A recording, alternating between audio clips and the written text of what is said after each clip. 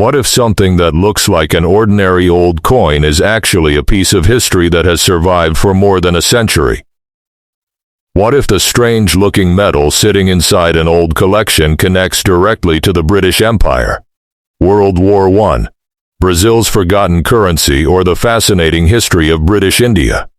And what if one of these pieces has a rare version that collectors have actually paid more than $1,000 for? Today we're looking at 4 fascinating historical pieces, and I'm warning you right now, don't judge them simply by their age or appearance.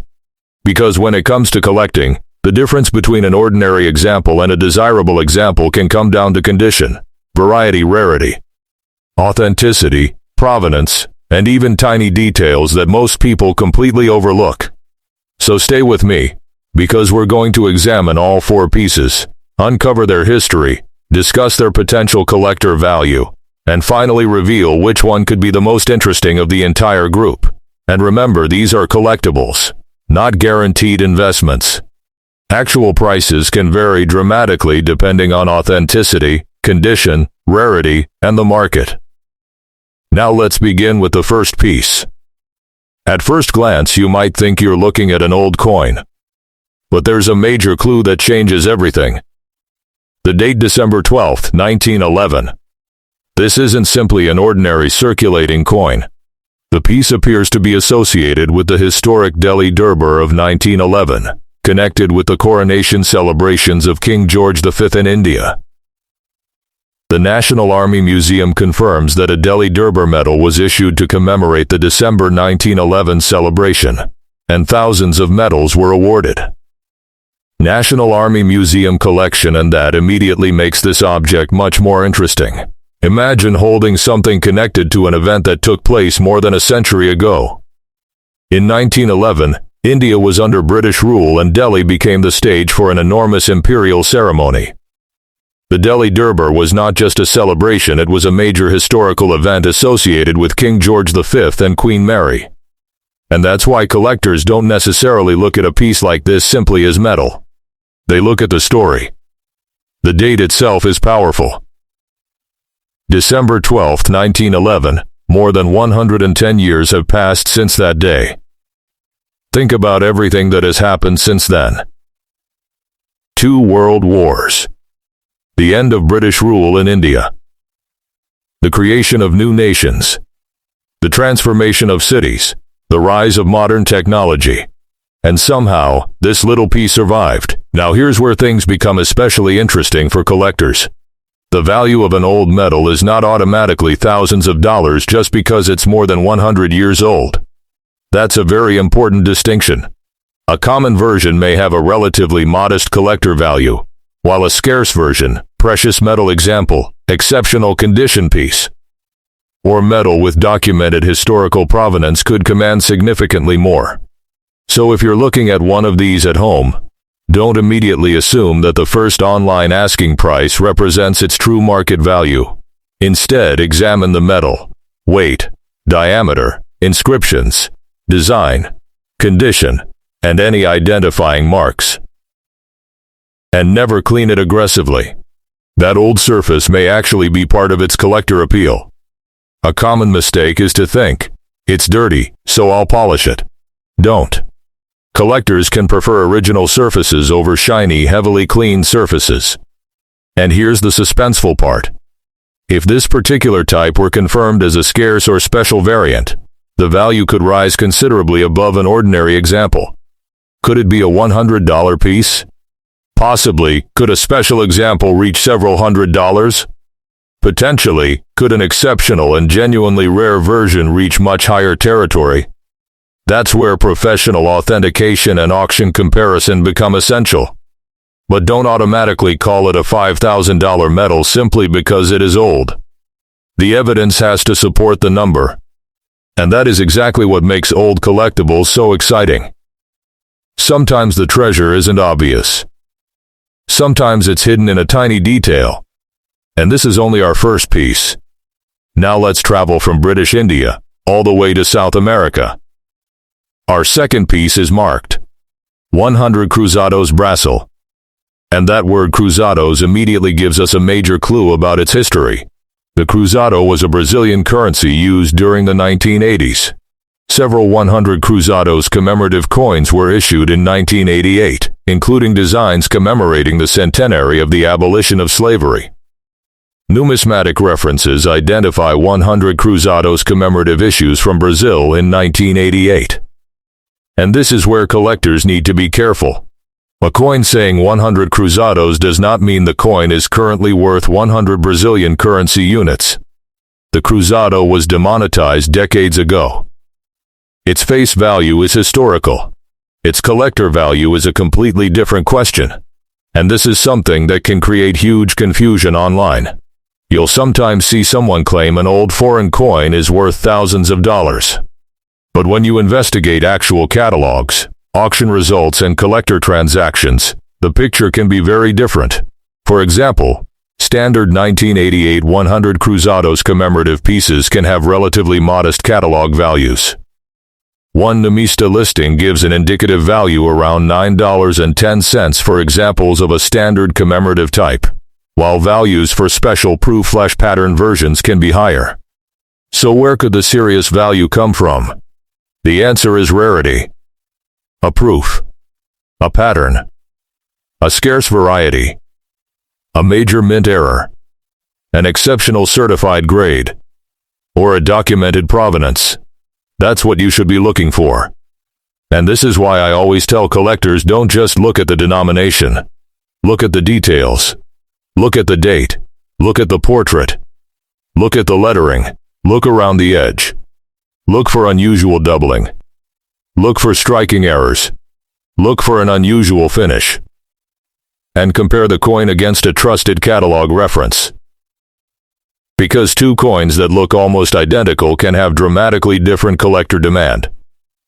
A normal example might be worth only a few dollars, but a genuinely scarce pattern or unusual variety could potentially move into tens or hundreds of dollars, and exceptional certified pieces can go higher. That's the difference between a common collectible and a true numismatic discovery. So if you have a Brazilian 100 Cruzados at home, don't throw it away just because Brazil no longer uses the Cruzado. But don't assume you're holding a $5,000 coin either. Verify first. Because the real story is often hidden in the variety. And now we've reached the end of part 1. But the most interesting piece may still be waiting. We've already traveled from the historic Delhi Durbar to Brazil's Cruzado era. But now we're moving into one of the most emotionally powerful objects in this entire collection. Because our third piece isn't merely an old coin. It is connected to World War I. Look closely at this piece. The words are unmistakable. The Great War for Civilization 1914-1919. This is the British Victory Medal associated with the First World War. And suddenly, we're no longer simply talking about old metal. We're talking about history. The medal was awarded to eligible Allied personnel who served in the First World War. The British version features victory on the obverse, while the reverse carries the famous inscription surrounded by a laurel wreath. Approximately millions were issued, so this is important. Not every victory medal is rare. That doesn't make it uninteresting. Quite the opposite. Its greatest importance may be historical rather than purely monetary. And there's one feature that can make a tremendous difference. The name on the edge. Many genuine British victory medals were officially impressed with the recipient's service number, rank, name and unit. Shelba's auctioneers that information can potentially connect the medal to an actual person. Imagine discovering that the medal belonged to a soldier who served in a particular regiment. Suddenly you've got a research project. Who was he? Where did he serve? What battles might he have experienced? Did he survive the war? Was he wounded? Was he mentioned in dispatches? Was the medal part of a larger group? That's where provenance can become extremely important. And now let's talk about money. A normal example doesn't automatically sell for thousands. Recent auction and marketplace evidence shows ordinary examples can sell for relatively modest amounts. One recent sold listing was around $40, while another auction estimate was around $10-20. But there are more valuable scenarios.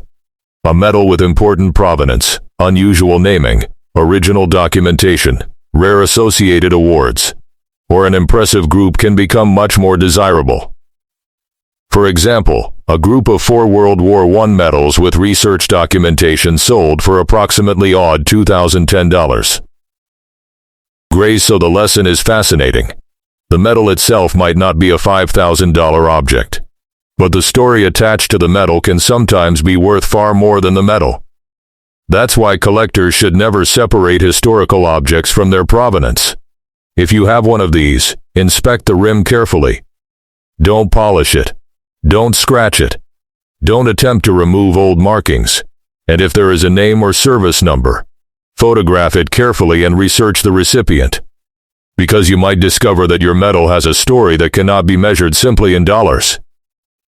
And now we're down to our final piece, the 1862 British India half anna. And this is where the value conversation gets particularly interesting. Here it is. British India half anna. 1862. This coin takes us back to the 19th century, to the period of Queen Victoria and British India. And unlike the medals we've discussed, this is a genuine denomination from the old monetary system. The first thing I want you to understand is this: 1862 alone does not make every half anna worth thousands. But there are varieties, mint distinctions, conditions, and exceptional examples that can dramatically change the value. And here's the part that should get every collector's attention. A high-grade 1862 British India half anna has actually achieved a 4-figure US dollar auction result. PCGs records a 1862 British India half anna graded MS63 that sold for $1,293 at auction. And a proof or strike example graded PR63 red sold for $630. PCGs. So now we have something concrete. Not a rumor, not a random internet claim, actual auction evidence. But there's a huge catch. The coin in your photograph appears heavily circulated and worn. That means you should not assume your example is worth $1,193. One has heavy wear, scratches, corrosion, or damage. The other has sharp details, attractive original surfaces, and a high professional grade. They can be worth dramatically different amounts. That's why collectors talk about grades such as fine, very fine, extremely fine, about uncirculated, and mint state. And then there are mint differences and varieties. For a British India half anna, you want to examine the mint mark and exact variety. Don't guess from a blurry photograph. Use magnification. Photograph both sides clearly. Photograph the edge. Measure the diameter and weight. And if you suspect something unusual, have it examined by a reputable numismatist or professional grading service. Because this is where the big money possibility becomes real, but only when the evidence supports it. A normal worn example might be worth relatively little. A better preserved coin could bring more. A scarce variety or exceptional condition example can be substantially more valuable. And a professionally authenticated, high-grade example can reach 4 figures, as the $1,293 auction result demonstrates. So if you're searching through an old family collection, don't automatically ignore a worn British India half anna. Look closely. Let's put everything into perspective. The 1911 commemorative medal is historically fascinating, especially because of its connection to the Delhi Durbar, but its value depends heavily on the exact type, metal, rarity, and condition. National Army Museum collection. The 100 Cruzados from Brazil is an intriguing piece of 20th century monetary history. Standard examples can be relatively affordable, while special proof or pattern pieces can command more. The Great War for Civilization 1914-1919 Victory Medal is historically important, but ordinary examples aren't automatically worth thousands. Its value can rise when there is exceptional provenance, rare associated material, or an important recipient story. And then there's the 1862 British India half anna. A professionally graded 1862 example has sold for $1,293. showing that high-grade examples can enter four-figure territory. But remember, your particular coin must be evaluated on its own condition, variety, authenticity, and mint characteristics.